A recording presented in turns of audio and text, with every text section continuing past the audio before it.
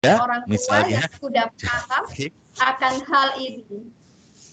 Walaupun di perjalanan kita sebagai orang tua ini sering lelah, sering kesal, bahkan marah ya kepada putra-putri kita. Ketika Anda merasa lelah, kesal, atau marah, ingatlah satu hal dari saya. Apa itu?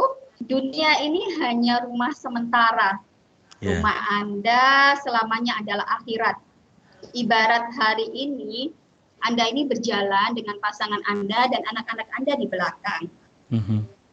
Ujung jalan yang jauh di sana, ada rumah abadi Anda. Apa sih yang ingin Anda berikan, sahabat Sonora, sepanjang perjalanan kita selama Anda mampu menemaninya? Harta kekayaan? Boleh. Namun harta itu bisa habis, sahabat Sonora. Bagaimana dengan pendidikan? Wow, pendidikan itu sudah sangat penting, tapi ada loh anak yang sudah memiliki pendidikan tinggi, namun dia etika dengan orang tuanya tidak baik. Karena merasa udah jadi bos, udah jadi orang yang terkenal dengan titelnya seabre, dia mampu berdebat dengan orang tuanya hanya untuk urusan sepele. Hanya ingin memenangkan egonya. Ada ya yang seperti itu, sahabat Sonora. Jadi apa sih yang harus kita lakukan, kita berikan kepada putra-putri kita sepanjang perjalanan ini saat kita mampu menemaninya? Yang pertama adalah kenalkan mereka dengan Tuhan dan Rasul-Nya. Bagaimana cara mencintai dan dicintai Tuhan dan Rasul-Nya. Ketika putra-putri sudah mengenal, sudah tahu ilmunya, mencintai Tuhan, mencintai Rasul-Nya, dan mengerti ajaran agamanya, saya yakin mereka akan berjalan dengan jalan yang lurus. Karena apa?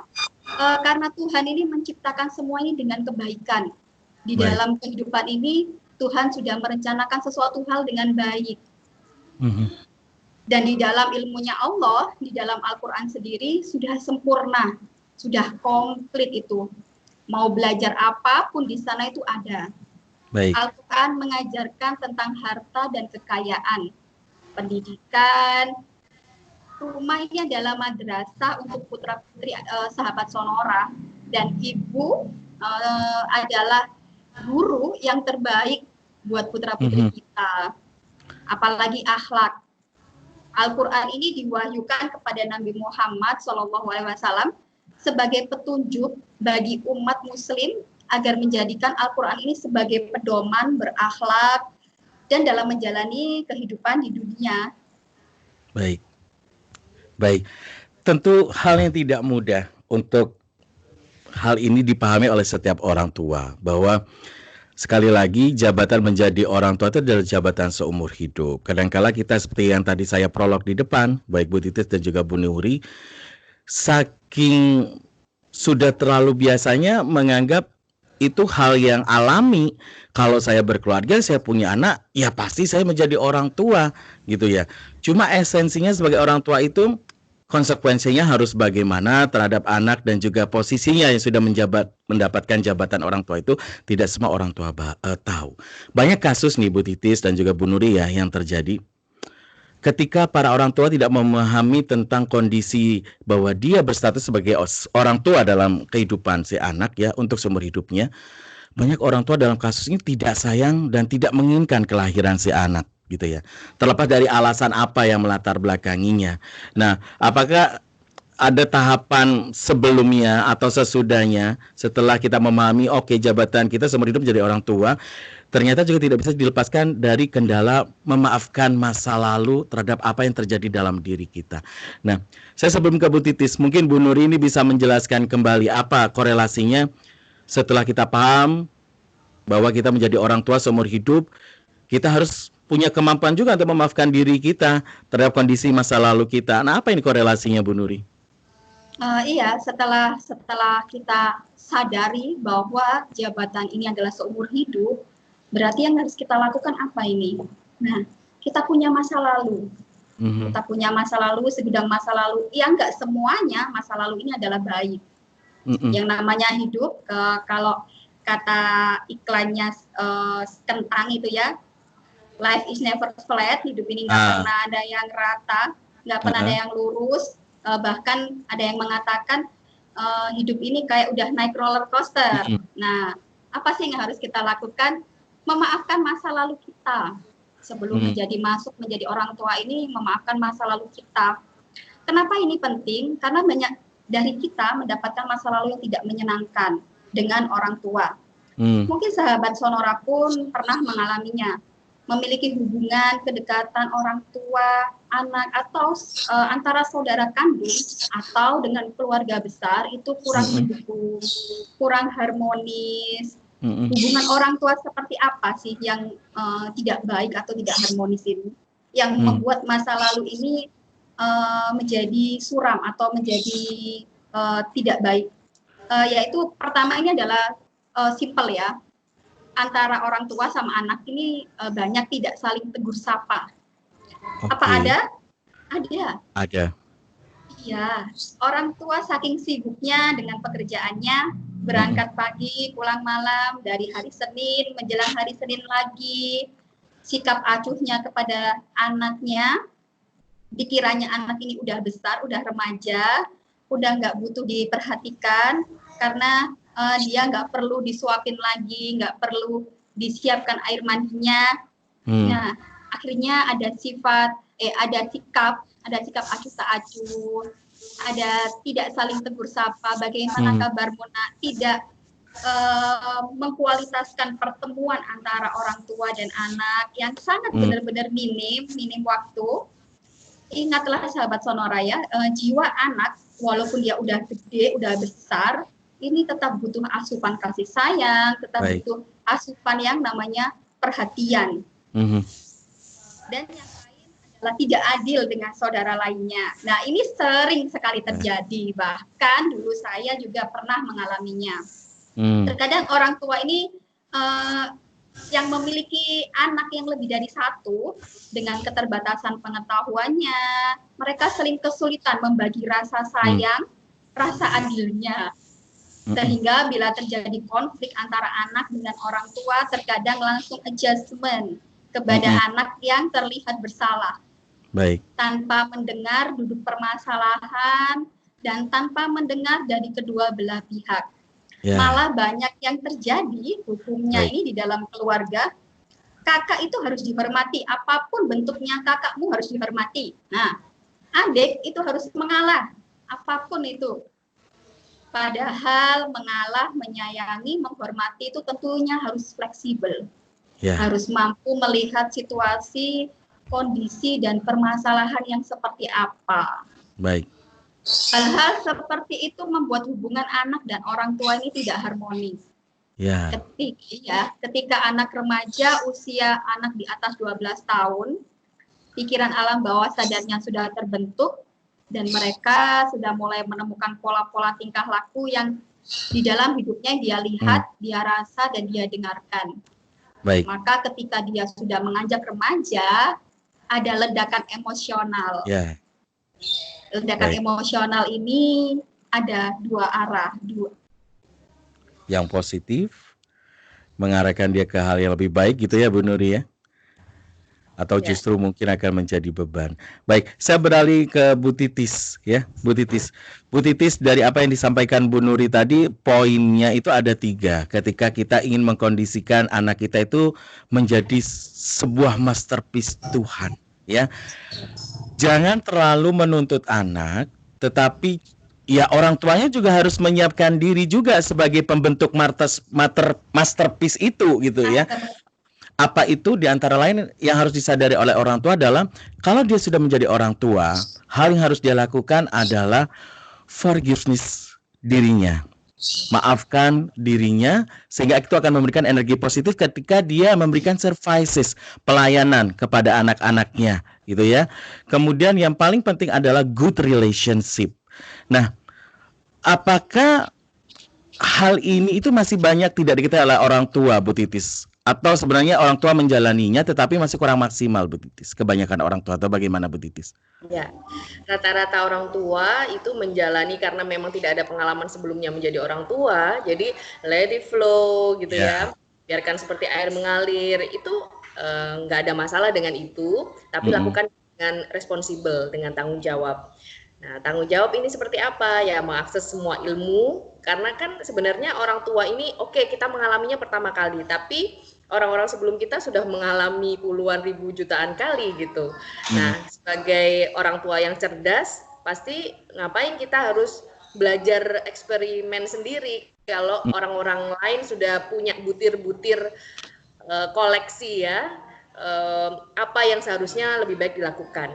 Nah, terkait masterpiece yang hari ini kita bicarakan, itu benar-benar sebuah istilah yang sebenarnya luar biasa sekali. Sebenarnya goalnya adalah ini gitu ya. Output anak kita, bagaimanapun cara kita mendidiknya, outputnya harus jadi masterpiece versi mereka. Masterpiece ini apa? Artinya, jadi kita buka ya kepribadian anak kita seperti sebuah lukisan. Kalau kita melihat ya seorang yang biasanya menilai sebuah lukisan gitu ya. Mungkin kalau kita ngelihat lukisan karena mungkin kita nggak berbakat kayak Bu Nuri sama saya, mungkin bakat di bidang lain, Mas Andre di bidang lain. Kalau ngelihat lukisan, ini mungkin cuma 10 juta gitu ya. Tapi kolektor bisa bilang ini puluhan miliar gitu ya. Padahal bentuknya nggak jelas juga ya, cuma garis. Nggak jelas juga. Kalau kita ngelihat di pameran-pameran cuma coretan gitu ya, splash warna apalah ya. Nah, ini juga yang kita lakukan kepada anak kita. Ya, setiap kali anak kita bentuknya seperti apapun, kita bilang, wow, nak, kamu luar biasa sekali di bidang ini, gitu ya. Ketika dia melakukan sesuatu yang mungkin orang tua lain akan melihat itu kan biasa banget gitu ya, cuman memenangkan sebuah permainan pate lele misalnya, tapi itu sebuah achievement buat dia. Nah, kita bilang, wow, kamu keren banget di sini.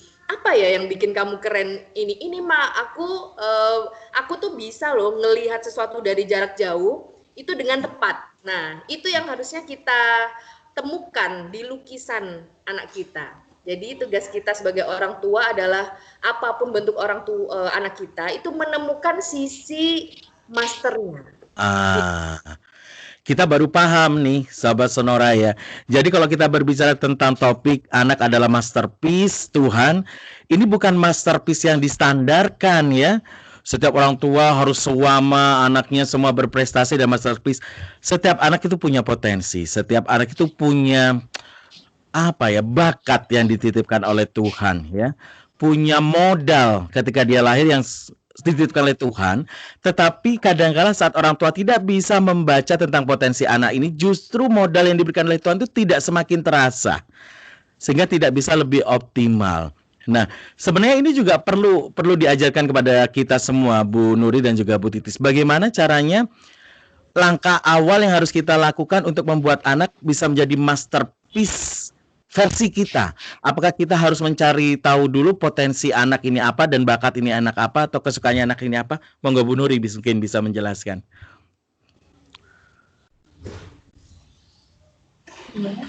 Silakan Bu Nuri.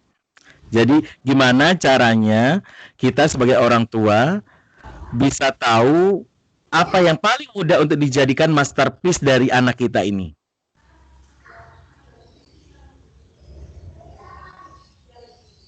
Ya. Oke, mungkin saya jawab dulu kali ya Mas Andre. Silakan Bu Titis. Iya. Jadi tahapan apa yang bisa kita lakukan untuk mulai membuat anak, ini Bu Nuri udah bergabung lagi. Silakan Bu. Iya. Bagaimana kita membuat anak kita menjadi seorang masterpiece? Yang harus tentu kita lakukan adalah menggali potensinya. Sekecil apapun itu, kadang memang mereka ini bangsa yang unik bagi saya. Saya memiliki putra-putri 3, itu dari satu ke satu yang lainnya itu berbeda-beda. Saya tidak bisa menyamakan si kakak harus sama dengan si adiknya juga harus sama dengan si adik yang nomor 3, tidak seperti itu. Jadi bagaimana caranya? Kita kasih sesuatu hal yang memungkinkan, yaitu menyukai dan melakukan itu tanpa alasan dan bisa mengeksplorkan mengeksplorkan energinya atau mengeksplorkan pikirannya dalam bentuk hal apapun. Entah dia bisa menulis, entah dia bisa memasak, mungkin masa kecil-kecil. Jangan jangan dibatasi dengan yang namanya bahaya. Itu bahaya, Nak. Jangan lakukan, Nak. Nah, jadi galilah potensi anak kita sehingga anak itu memunculkan masterpiece-nya sendiri dari dalam dirinya secara alami. Baik. Bu Titis, ada yang ditambahkan, monggo Ibu?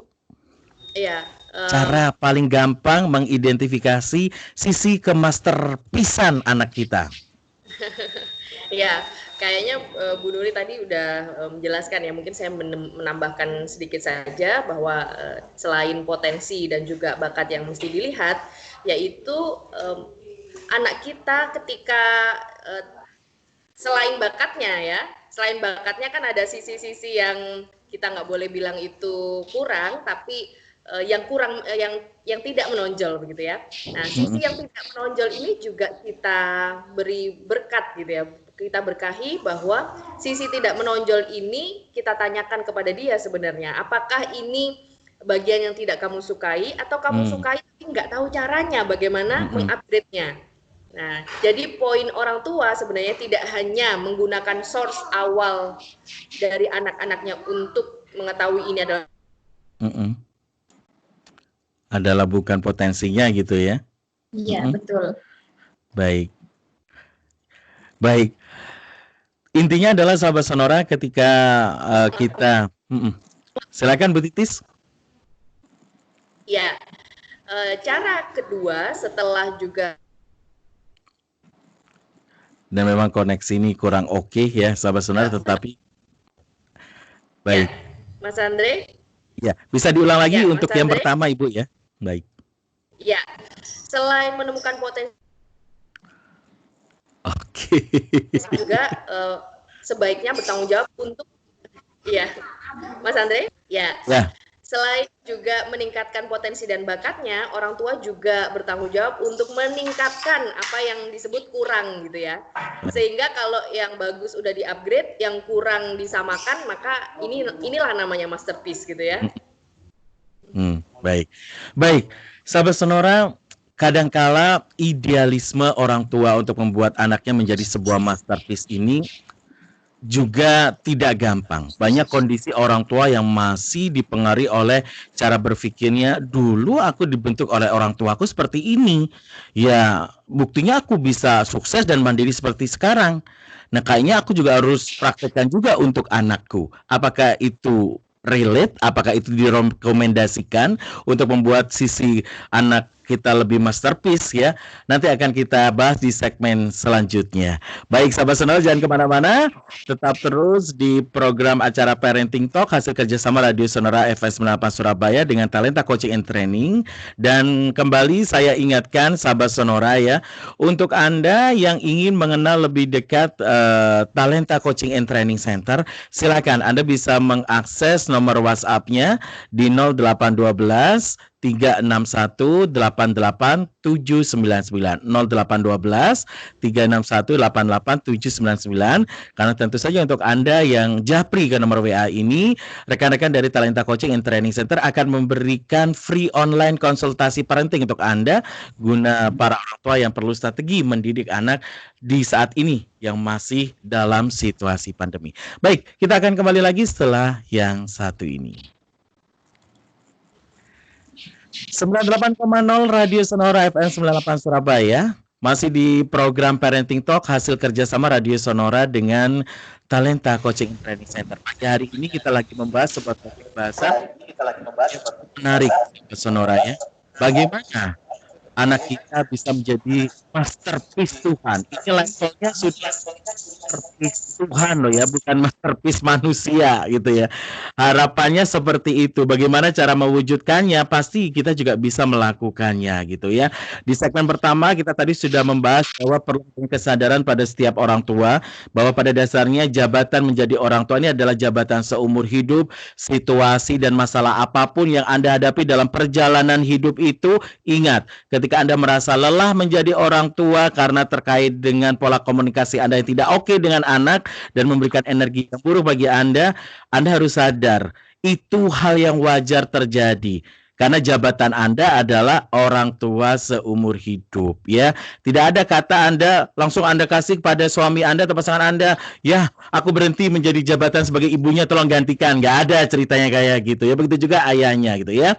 Kemudian poin kedua yang tadi sempat kita bahas, sahabat Sonora, untuk mewujudkan kita punya titik sadar akan jabatan kita sebagai orang tua yang seumur hidup adalah kita harus memaafkan kondisi kita dulu di masa lalu sebagai forgiveness atas diri kita sendiri agar kita memberikan good service kepada anak kita sehingga anak kita ini punya good relation dengan diri kita. Sehingga Anda tidak ada bayang-bayang kesalahan di masa lalu yang menjadi penghambat service Anda dan pembentukan relation positif Anda dengan anak Anda. Nah, tadi saya tanyakan kepada narasumber sebelum commercial break adalah kadangkala topik kita mau dibilang idealis, memang idealis.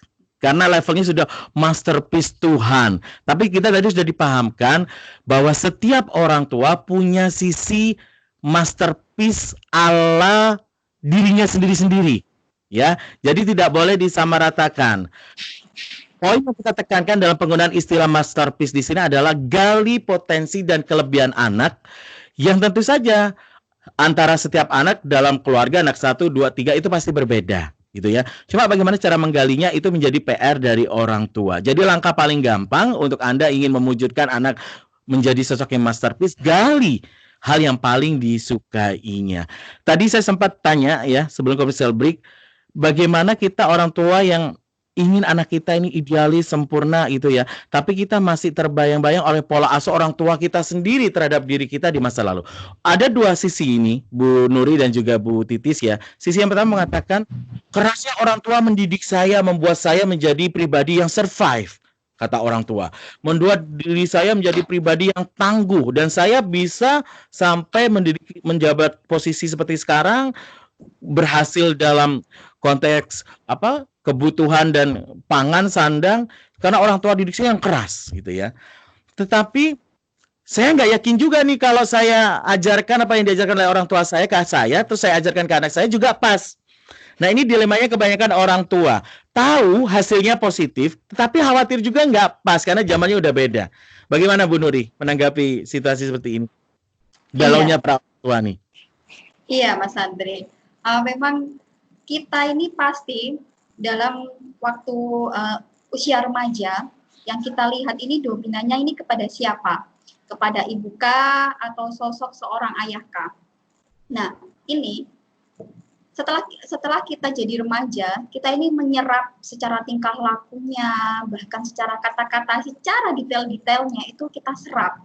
Nah, pada saat kita jadi orang tua, kemungkinan besar kita juga akan menularkan cara-caranya orang tua kita dulu, nah, dengan sekarang. Iya. Maka bagi saya adalah yang ketiga tadi, memaafkan orang tua yang salah didik. Bagi saya, maksudnya itu bukan salah didik atau dalam tanda kutip ya salah didiknya ya, tapi memang pada zamannya dulu dan zamannya sekarang itu berbeda. Betul. Agar kenapa? Agar tidak menjadikan mereka ini role model yang benar-benar paten saat kita mendidik anak kita. Kenapa ini ada kaitannya dengan masa lalu kita, dengan kita bisa memaafkan masa lalu, kemudian kita bisa memaafkan atau memaklumi orang tua kita, bagaimana latar belakang pendidikannya orang tua kita maklumi. Bagaimanapun itu kita juga harus berterima kasih kepada orang tua kita. Namun tidak serta-merta kita menjadikan mereka ini role model untuk didikan anak kita karena zaman ini berbeda. Yeah. Saat kita remaja yang saya tadi bilang secara tidak sadar ini pikiran bawah sadar kita ini sudah merole model orang tua. Anak ini apa sih yang direkam dari perilaku orang tua di benaknya? Secara konkret yang dilihatnya ini apa? Yang pertama, ibadah orang tua kita sehari-hari. Yang kedua, sikap orang tua, ayah, ibu kita kepada kakek nenek kita. Jadi, sikap orang tua itu kepada ayah dan ibunya. Dan yang ketiga, selaras kata dan perbuatan. Sama nggak sih kata sama perbuatan orang tua kita itu bisa kita rekam juga. Dan yang keempat, larangan yang tidak dilanggar oleh orang tua. Yang kelima, hubungan baik dengan sesama manusia dan kecintaan kepada sesama makhluk Allah. Kalau orang tua kita dulu ini contohnya ya, orang tua kita tidak suka sama kucing. Kalau ada kucing lewat, ya kita dia tendang-tendang. Nah ini bisa merole model kita akhirnya. Coba sahabat Sonora perhatikan diri sendiri ya, ketika memarahi anak nih, pola kata atau bahasa kita coba benar-benar diteliti dan diingat-ingat masa kecil kita, sahabat Sonora. Nanti sahabat Sonora akan berkata gini, aku kok mirip ibu ya kalau marah. Atau aku kok mirip bapak ya kalau lagi berjalan, ya gitu. Karena sahabat Sonora ini lebih banyak interaksinya yang di mana itu pasti akan mirip mendominasi bapak atau karakternya. Mendominasi karakternya. Kalau role model itu kemiripannya dengan kebaikan tentu sangat baik ya sahabat Sonora. Namun bagaimana kalau seandainya hal itu negatif? Ya. Baik. Itu kan ya Mas Andri ya. Bu Nuri, ini cukup menarik ketika bahasan lintas generasi menjadi role model untuk generasi paling akhir gitu ya. Saya nggak tahu ya. Cuma yang dirasakan gini loh, bunda-bunda. Ketika kita ini ingin anak kita menjadi sebuah masterpiece, tetapi relationship kita sebagai orang tua dengan embahnya si anak, dengan kakeknya si anak ini tidak baik. Kadangkala tanpa kita sadari ini pasti akan terbaca oleh anak dan anak juga akan menggarisbawahi situasi itu gitu ya. Apakah perlu kita menjadi orang tua, katakanlah ya, andai kata sampai kita punya anak, tetapi kita punya hal yang masih kurang oke komunikasi sama orang tua itu, sama orang tua kita gitu ya. Perlukah kita menjadi seorang artis atau aktor di depan anak? Katakanlah gini, saya punya teman, ini sedikit sharing aja ya, tapi ini kisah nyata. Jadi saya punya teman saya ini menikah dengan seorang laki-laki, di mana laki-laki ini sebenarnya tidak direstui oleh bundanya teman saya, gitu ya. Sampai akhirnya terjadilah pernikahan, kemudian punya anak, sampai anaknya lahir atau cucunya si nenek ini lahir, pernikahannya masih juga belum direstui. Tetapi keberadaan cucu ini diterima oleh sang nenek. Oke, poinnya di sana.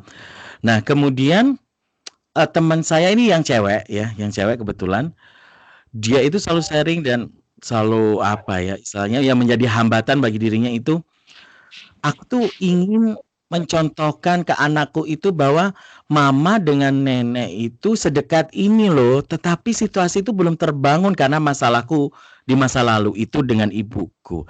Tapi katanya kadang-kala aku bikin dealing dengan ibuku, tolong kalau di depan anakku seakan-akan kita tidak ada masalah. Tetapi kalau di luar itu tetaplah kalau ibu memang nggak menerima pernikahanku dengan suamiku, is okay. Mungkin ini hal-hal yang nyata bisa terjadi dalam kehidupan kita, dan memang terjadi dalam teman saya. Saya ingin tahu dong komentar seorang Bu Titis, gimana dong menyikapi kondisi seperti ini? Ini kan juga dilema dan problem ya. Bagaimana Bu Titis?